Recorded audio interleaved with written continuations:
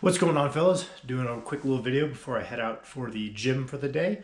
And I wanted to talk about the differences between junk volume and greasing the groove, right? Because there's actually a lot of overlap between these concepts, and one of those is generally regarded as a bad thing, and one of those is generally regarded as a good thing. So how can we make sense of this? For those of you who are not familiar, people will throw around the term junk volume to talk about sets that are so submaximal that they probably aren't contributing to your hypertrophic stimulus for the day. Generally speaking, the whole total volume is all that matters. Approach to viewing how good a workout is as a hypertrophy stimulus is a little bit under thought out. We do have a good bit of literature to suggest that the proximity to failure of a set is a necessary part of that being a valuable hypertrophy stimulus. Because if total volume was the only thing that was the determinant of how good a workout was, the best leg workout you could do is probably just running on an elliptical for an hour, as the total volume performed is quite high, but because there was no close proximity to maximal exertion, it's not necessarily going to be the best stimulus for our body. So roughly what the current literature tells us is if we're within 3 reps of failure-ish, take that as a very rough guide, then we have hit the threshold for that being a valuable set. And the idea is that people will do a lot of sets within their training. If you watch people train at the gym, they're hitting a whole lot of sets that are so far from failure that all they're doing is potentially taking away from your performance on your working sets. They're not really providing any value aside from getting warmed up. It might be a little bit too much just to get warm, and it's not adding any volume that's meaningful to your stimulus for the day. So that is what we would coin as junk volume.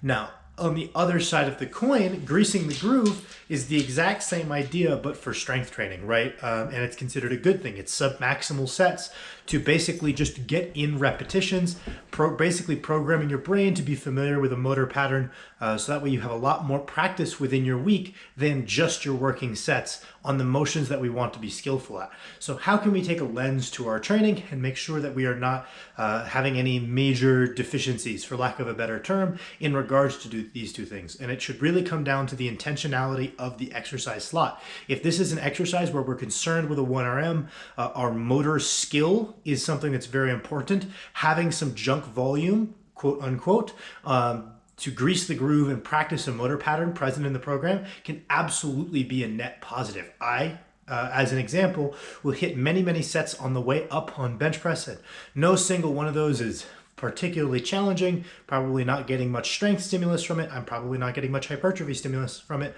but I am hitting a few hundred reps of bench every week just to keep that motor pattern fresh.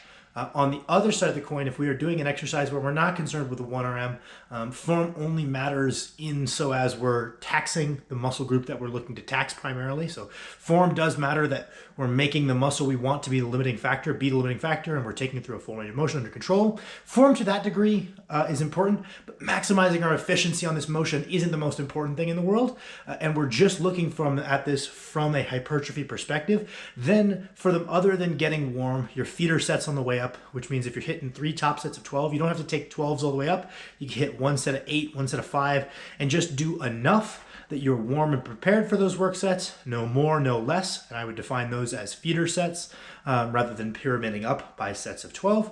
So we don't tax ourselves any more than we need to get up to those work weights, and the only real work sets we should be doing of the 12 reps, for example, should be the ones that are heavy enough and close enough to failure to be valuable. And that was how I would differentiate it for you guys is, hey, does our real efficiency and skill, is that also really important in addition to the stimulus exercise, or is this exercise just a means to an end?